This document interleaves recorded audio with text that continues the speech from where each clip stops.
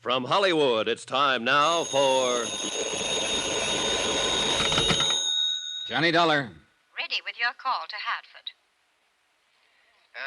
Hello? Hello, Mr. Scottman. Johnny Dollar. Hope I didn't get you up. No. I've been very anxious to hear from you. Well, I thought I'd better call, Mr. Scottman. I just found out that David Perling paid a reporter here in Key West to print that story about his death. I see. I can be in New York at 7 tomorrow morning. Could you meet me there sometime? I can meet you at Idlewild. My plane comes in at 7:20.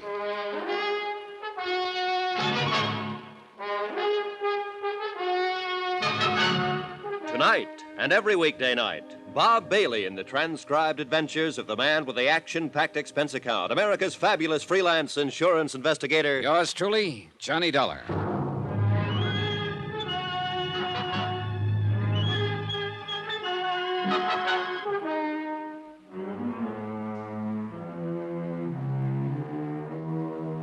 From Special Investigator Johnny Dollar to the Eastern Liability and Trust Company, Hartford, Connecticut.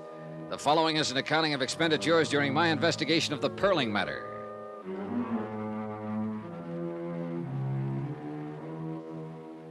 Expense account continued. Item 3, $98.09. Airfare and incidentals, including board and room, Key West to New York City. Mort Scottman was in the airport coffee shop having tea and toast in the best tradition of a vice president. He looked shaved, rested, and fresh. Would you like some breakfast, Mr. Dollar? Just coffee for now, thanks. Cup of coffee, please. Well, we seem to have made nice connections. Not 7:30 yet. Yeah. Mr. Scottman, the reporter in Key West who printed that story about David Perling was paid $100 in cash to do it.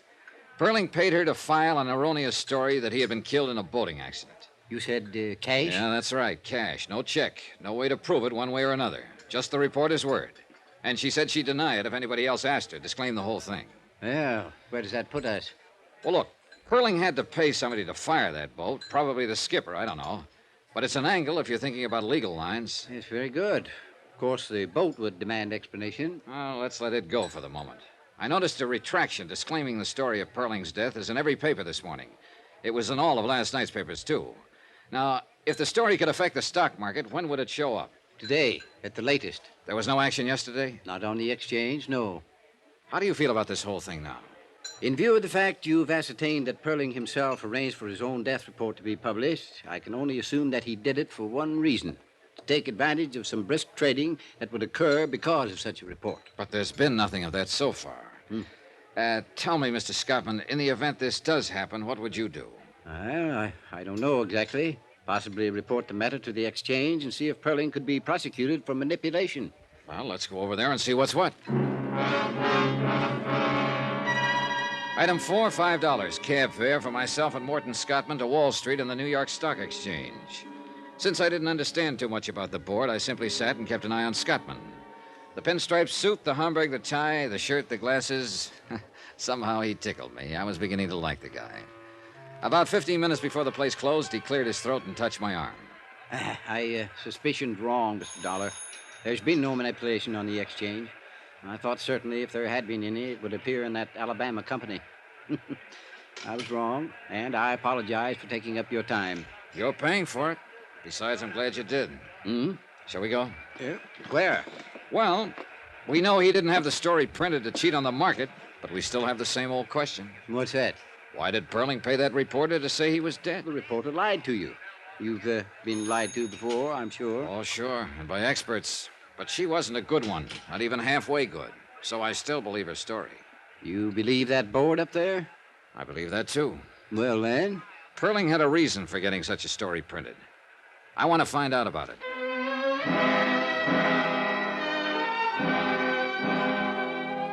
Expense account item 5, $4. Lunch for Morton Scottman and myself.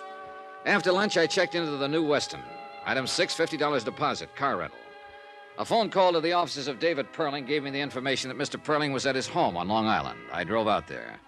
A small estate greened up with all the lush things that happened there this time of the year.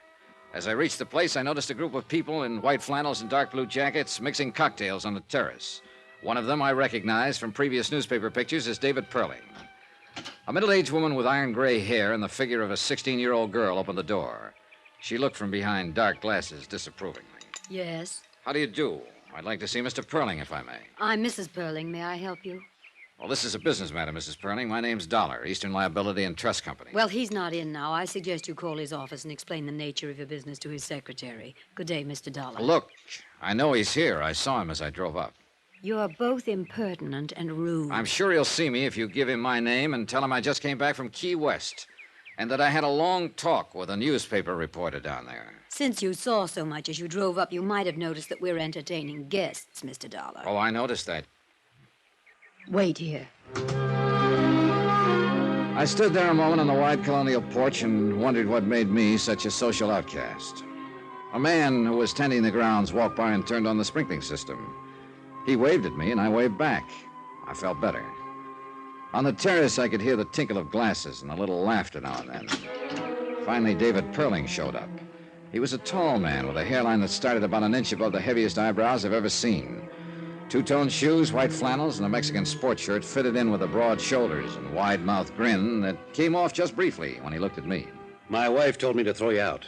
Can you think of any reason why I shouldn't? I'm about 10 pounds lighter than you, but I might be a good 15 years younger. Tell me what you want, kiddo, and then get out of here. I want you to tell me why you paid Gracie Edwards $100 to print a story about you being dead. Who are you, anyway? Johnny Dollar, insurance investigator. What's all this to you? An investigation. There's no way you can prove I paid that girl to print that story. I know that. I was telling a friend of mine today that something probably could be proved about the boat, if it had to be. Then the reporter thing had come out. I don't know. You see, Eastern Liability had an idea that you might have had that story printed to cause a little action on the stock market. Who at Eastern Liability? I'll keep that to myself. Well, doesn't make any difference anyhow. They're way off base. Or can't you figure that part? That's why I'm here. I figured that part. Suppose I told you I don't know what you're talking about. I'd ask you all over again. Tell you about a reporter and a boat. Dollar, you've gone this far, and it's probably as far as you're going. I'm not going to tell you anything. At least anything specific. I will tell you this much. I paid the reporter in cash. I paid the boatman the same way. Whatever reason I had, it was a good one. Meant to harm no one. You're sure about that, Mr. Perling? As sure as I'm going inside right now and mix another batch of martinis. For the second time in a matter of minutes, I was standing on a porch feeling like Typhoid Mary. Somehow I halfway believed David Perling. I also halfway believed that whatever reason he had meant something to me. All halfway thinking. If you want to be left alone, you don't slam a door once or even twice. You invite the asker of the question in, give him a drink, introduce him to your friends, slap him on the back, and lie through your teeth. You don't tell a man to leave, because that's the best way in the world to make him keep coming. So I waved at the friendly gardener once more, climbed into my rented car, drove back to the New Weston, and sat down with a magazine. Johnny Dollar. This is Celia Perling, Mr. Dollar. Hello, Mrs. Perling.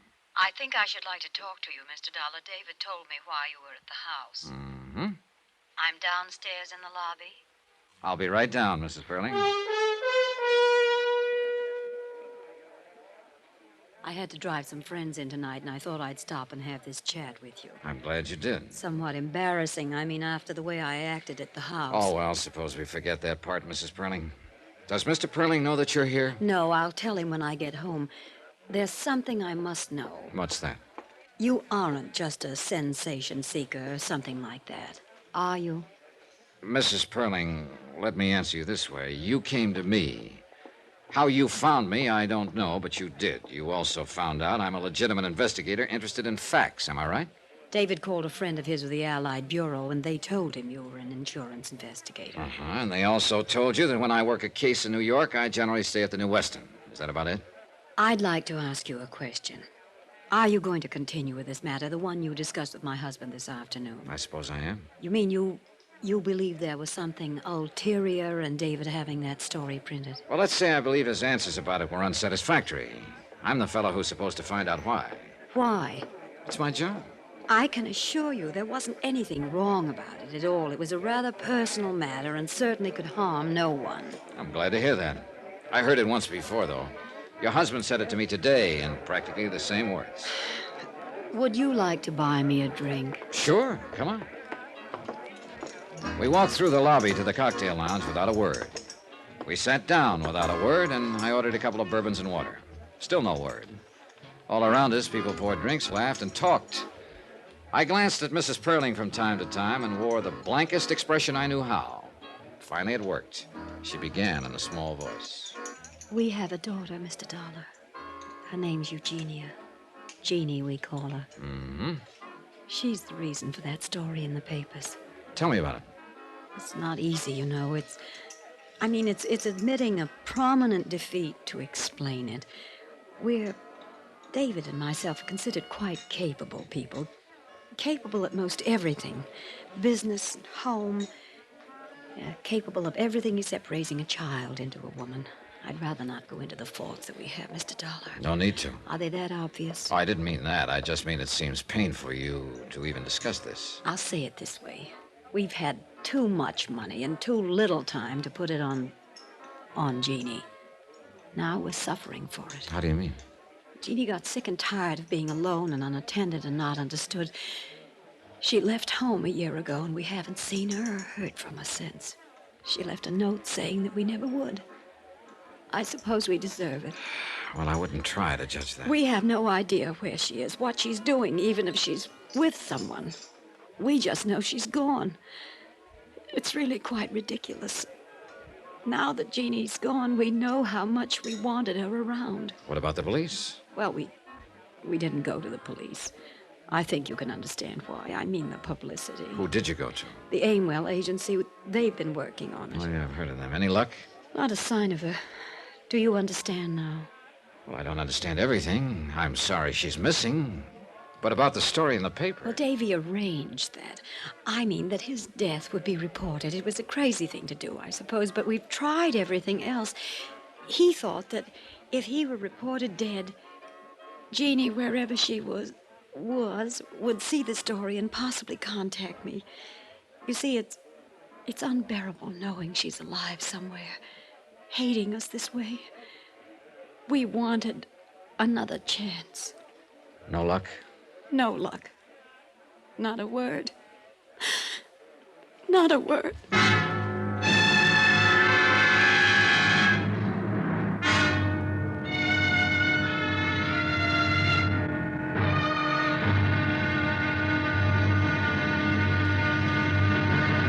Now, here's our star to tell you about tomorrow's intriguing episode of this week's story. Tomorrow, the trap is all baited. And guess who walks in? Join us, won't you? Yours truly, Johnny Dollar.